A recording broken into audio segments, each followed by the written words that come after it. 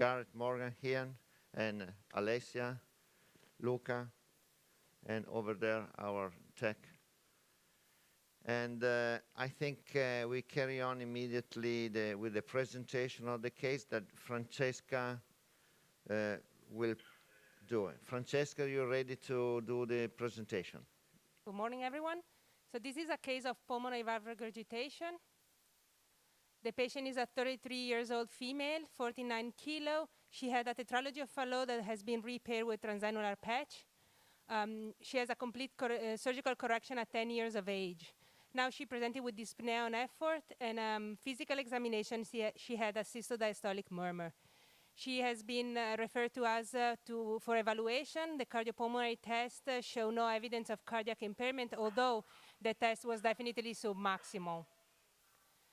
The echo shows severe pulmonary valve regurgitation with a mild degree of stenosis and good biventricular function. We did the CT that confirmed the situation. So you see here there's a dilated right ventricle, 146 ml per meter square, severe pulmonary regurgitation with a regurgitation fraction of 45% and a mild stenosis. So this is a different approach we use with our bioengineer to evaluate native right ventricle outflow tract. Basically, we evaluate the deformation of the RVOT during the cardiac cycle. Here, if you look at the bottom right, you see the change of the diameter of the proximal, distal, and mid part of the RVOT.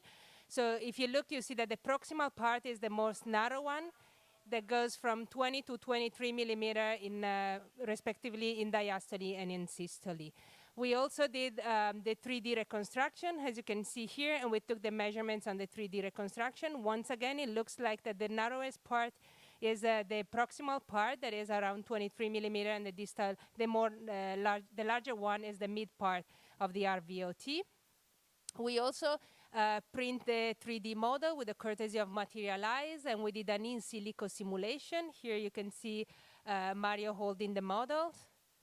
Then they inflate a balloon to test what's the maximum diameter. So the model has been done with a material that is a little bit compliant, and they use a 28 millimeter balloon. Here you can see the balloon inflated into the RVOT. Here the measurements of the balloon, 28. And then they test and implanted a valve. Once again, the balloon was positioned on the more proximal part of the RVOT. And here they inflate the valve in the more distal, the more proximal part. The valve is fully inflated. You can see that the more mid part of the RVOT is dilated, but the proximal part where they are working on is the narrowest one. The valve is implanted now.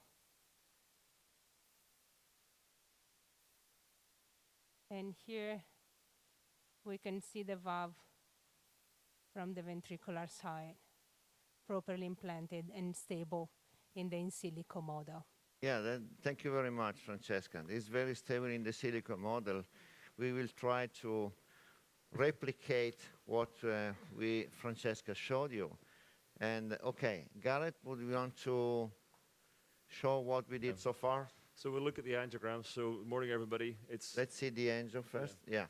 So I've learned some tricks since I've been here this morning. So here, just positioning the Lundequist in a distal left branch, and the team here use a long sheath in order to We want to see only the angiogram there, not the 6 pictures. So only the angiogram. Only the angiogram. So you guys can see this nice trick of using a long sheath to maintain stability to place the Lundequist wire, which I think is actually nice. I normally use a wedge catheter. So they have to adjust what you're looking at. Avete capito? Vogliamo vedere solo l'angiografia. Quindi facciamo vedere solo questo? Ok. Okay, let's carry on. So we have a look at many pictures, but Garrett is making comments on the Lundequist wire placement. Yeah. Okay, carry on, please. So we can go to the next one. I think if everybody's seen that, we can go to the next angiogram. So here you can see there's a pigtail catheter in the MPA, and just demonstrating the anatomy, confirming what the CT shows. You can see there's what looks like a reasonably discrete narrowing low in the junction between the RVOT and the main pulmonary artery. And then an aortic root injection just to lay out the coronaries. So now we use an Amplatz catheter to engage the left coronary artery, and you can see here just a baseline coronary artery shot. And now with a 28mm bib balloon expanded, with a little bit of waste, which is nice to see, the coronary arteries look far away. And again, this just demonstrates the discussion we had yesterday. You can see sluggish filling of the coronary artery, but no signs of compression, so probably related to low cardiac output. So this is a little trick that Mario does with the inner balloon inflated, just to check that the position of the system's correct before going up with the outer balloon. And then finally, again, with the 28 balloon fully expanded, and no evidence of any leakage through the outflow tract with the 28 balloon expanded. Okay. So this, from my point of view, I'd be interested to hear comments, but we think this looks pretty good from the point of view of a direct implantation for a 29 S3. Yep. Any thoughts from the panel? There's a little narrowing more distally. Do you think that will be expanded by the valve itself, or no? How will you deal with that more distal narrowing in the pulmonary? So I don't think we will take that with the valve, but there's no gradient across it, and I think it's really only in one plane. It looks more like a fold than a true narrowing. So I don't think it's an issue with no gradient in a native situation. Yeah, that's right. There's no gradient at all. The narrow is possibly the proximal one, which is exactly the place where we want to implant the valve. So if you don't have any additional comments, we will show you the valve. Yes. Oh. Mario, Kevin here. Oh, Gareth, are you going to put extra amounts of volume? Yes. Yes, Kevin. Thank you for this pointing out. Sylvia over there, we will show you the valve already mounted on the balloon. She put some 3 or 4 mils extra volume. Okay. Yeah. So there's 4 mils now extra. Now we want to see theirs. Okay. Okay. So guys, you can see a little bit different here. I'll angle this so you can see it. So the technique we use is to mount the sapient valve directly onto the delivery portion of the balloon. So we no longer mount in the standard area and then push the valve up into place, because we'll be using the dry seal sheath to deliver this. So you can see here the valve is mounted in the working position with the tips of the leaflets just up at the shoulder of the valve. And then that sort of facilitates, or the dry seal sheath facilitates us putting that up into position without any, without any internal mounting. So it takes away the difficult steps of getting the valve mounted onto the balloon when you're maybe at an angle coming through the RVOT, and also means you're not traversing the tricuspid valve with an uncovered valve stent. So I think Mario and our team and Kevin and Damien in Dublin and some others have adopted this as our standard practice for delivering the S3 valve. Okay, Gareth, shall we carry on? Let's get it. Okay, go ahead, Gareth. Okay. Good. Please carry on. Shall I go here, you go there? So we've just got a standard, I think a 16 French sheath in here at the moment, and we'll exchange it with the dry seal. We want to see here. No? Yeah. Okay. So what we hope this is going to demonstrate is how slickly and easy the dry seal sheath moves up through the RVOT. Yeah.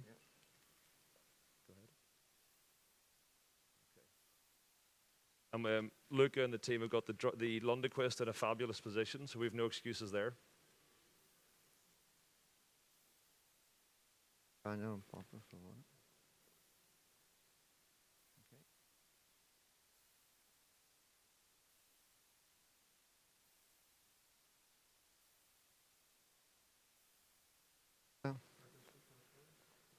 Okay, all good. Got it.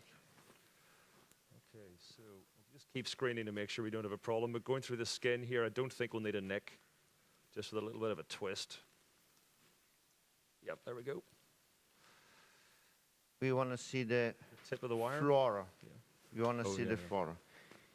If you want to see biplane, you I think we're okay with push this. Okay. Should we come towards us? Oh, actually, biplane will show us the tip of the wire. So let's do that. Okay.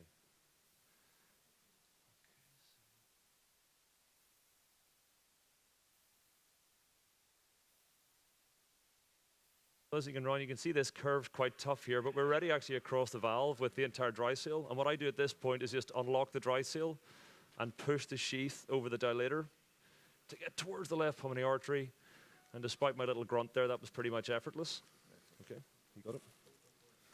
Wait a second. Don't stop off. They show the cord. Okay. Okay. Do you want to take the pedals, Mario, because you're used to the recording system here, in case I miss something? If you take the pedals. No.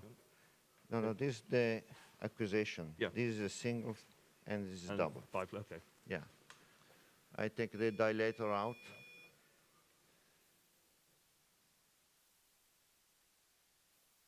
Step on this. You do both. Okay.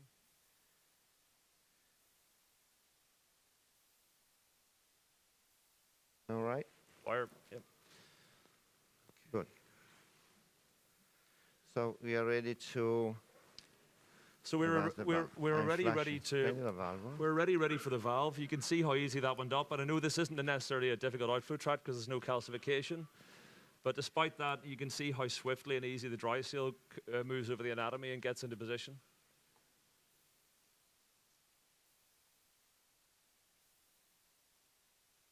Okay. Mario, Yes. can you hear me? Yes. Andrea speaking. Are you always delivering the sapien through the dry seal, or did you choose to use it in this particular case because of something? Now this became our routine approach together with, as Garrett mentioned, this is a definitely routine way to implant the sapien valve, using a dry seal and direct implant. That's pretty routine. Can you see that, Dark? No. Hi Mario, this is Ahmed from Panama. So it should be 28 branch. So of which is the small patient This is the dry seal. Yeah. that you can use in the smaller patient. Well, actually, the 26 French apparently looks scaring, but this is not in reality. We never had any problem with introducing 26 French with a very nice slippery sheet. Garrett, would you want to comment on that? Yeah, I Or- agree. We haven't used, I mean, we use our standard weight criteria for pulmonary valve implantation, but we haven't had a problem in patients in the low 20s, as in 22, 24 kilograms, putting a 26 sheath in to do this. It's, Did you get a picture of the size of the vein before the beginning of the procedure? No. so Gosh. I think at the moment, please keep coming with the comments, but I think if we can look at or if you focus on my fingers, you'll Okay. see. Focus on that. Zoom on Garrett fingers. So Gareth, it's Giovanni. You're going directly without using the E-sheath. Is that correct? That's correct, Exactly. yeah. Exactly. Yeah. I mean, what potential is to put the E-sheath within the dry seal? Sometimes, if you want to retrieve it, it might help you, but it's not essential. You are lucky because this patient is short. Most of the patients, the dry seal doesn't get you to the PA, and it's also very straight, so you may need to bend the dilator to try and get to the point of the RBR flow. Have you had similar experience?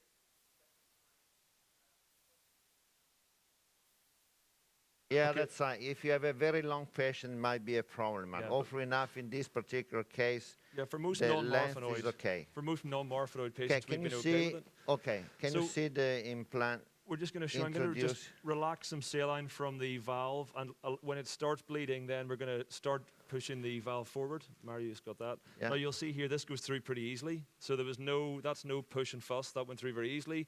And now we just reseal a little bit with the valve so we don't get any bleeding. Okay. And now we're on our way up. So we just bring this up to the tip of the sheath because we're well through the implant zone already. Okay, so the carrot's just out the end. So actually, looking at things now, our valve inside the sheath is already Top floor past rain for a second. Top floor. is already past the position of implant. Yep. Okay. So at this stage now, and again, we maybe all do this a little bit differently, but I would take the dry seal back at this stage. So we'll just keep a little bit of forward push on the valve to make sure it doesn't slip back, and then uncover the dry seal back to around the dots in the Edwards pusher and stop there. And then at this point, I normally would take the pusher catheter back at this point just to make the system as relaxed as possible, so you're in the most natural angle. Okay. So we'll unlock. Will I hold here if you Unlock it? So we just unlock the pusher catheter and take the pusher over the balloon. So again, we'll just come back with the pusher so it's around the dots, so you're clear of the balloon. That's perfect, Mario. Yeah. Okay. Now I would like to do a check angel just to see the position of the riempire un po'. Okay. Ready? Yeah. Let's do a proper angel. Yes. Okay. Stop. There's some air bubbles in the right ventricle. Well, zoom a bit more. Yeah. But we are more or less just a bit distal, isn't it? Yeah. Any comments on that position? I mean, I think Mario and I are both thinking that we're a little bit distal with the valve at the moment just because we know the way this is going to behave when it opens up. But other than the little bit of air. Placed just about at the annulus there, and we know that this valve expands from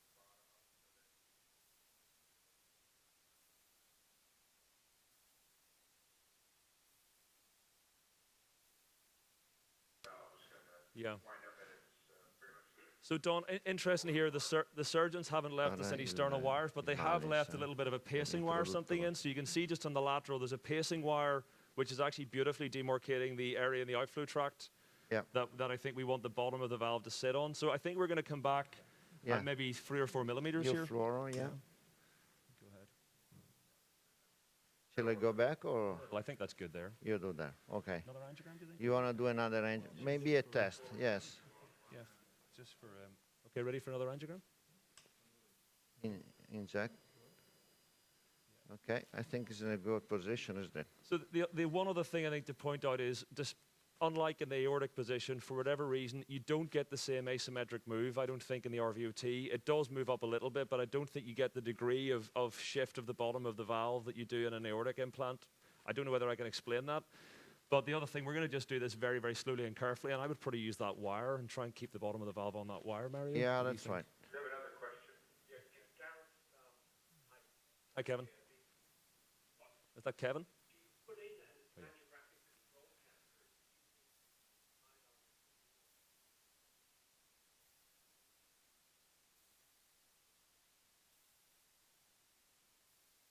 Well, yeah.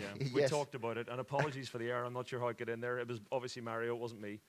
But we did discuss whether to leave a pizza in or not, but I think... Actually, we have an additional venous access, and we had another pigtail in the right ventricle, but Garrett told me, well, it doesn't matter, then let's carry on this.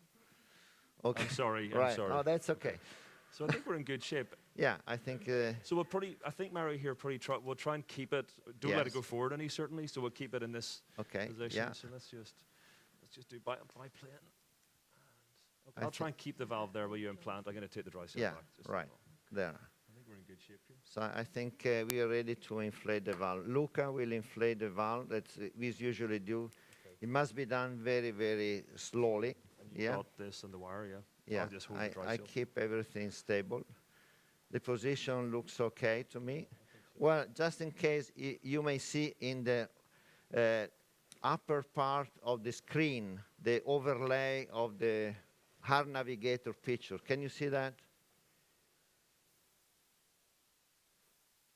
Can you guys see that? There's a yellow, you can see the multicolored overlay, yeah. All right. Okay. Garrett, are you happy with this position? I think we're in good shape, Mario, yeah. Okay. So we can carry on and deploy the valve, yes? Okay. Okay. Start inflating, Luca.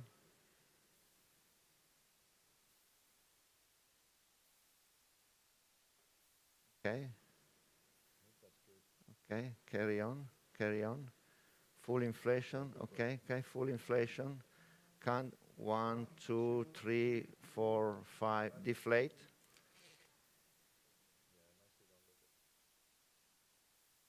Stop flooring, record this.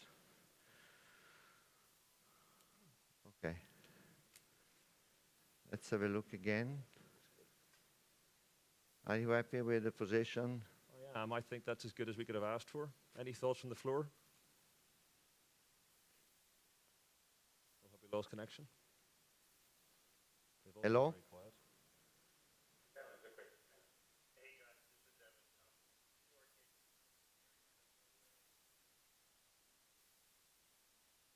Until we have a little bit better delivery system coming out from Edwards, which hopefully won't be too far from campus side. Yeah. My question is, and second of all, thank you for giving my lecture, which I'm supposed to talk about. Yeah, we apologize, Evan, yes. No, it's fantastic. The question I have is, this was a particularly nice case.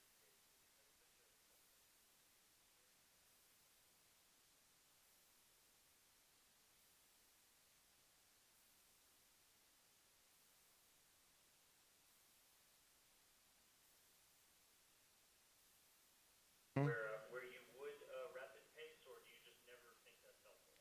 Well, it's very uncommon. Usually, I don't do rapid pacing, but in some particularly tricky or borderline cases, it may be useful to avoid this.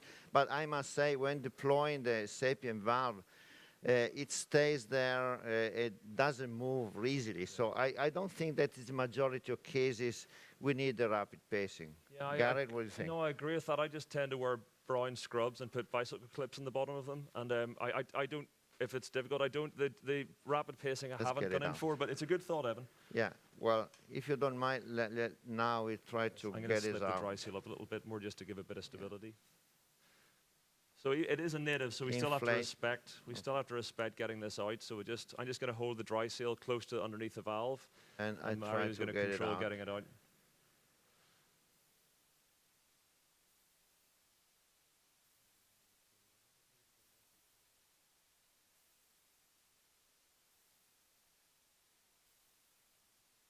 I try to do this very slowly, very gently. Beautiful. Yeah. Store floor. Okay. And again, just for blood loss, I'll just keep screening, and then we'll control this coming out, and then I'll clamp the valve down whenever Mario's got the catheter tip. Now, the other thing that we do differently at this point, we'll keep the dry seal here and put an ice catheter up and do our valve assessment with an ice. We've actually stopped doing angiography after valve implantation, and we just look with an ice catheter. But I think here we'll do angiography, Mario. Okay. Yeah. What? Just I'm just saying we sometimes use ice at this point to assess the valve, but we've got a transesophageal probe down. But Yes. We will do an angio first, and then we'll see, yeah? yeah, I mean, the nice thing about the ice catheter is you can have the wire out of the way and really know how much leakage there is, whereas the wire obviously is a bit of a farce from the point of view of judging how much regurgitation is really there.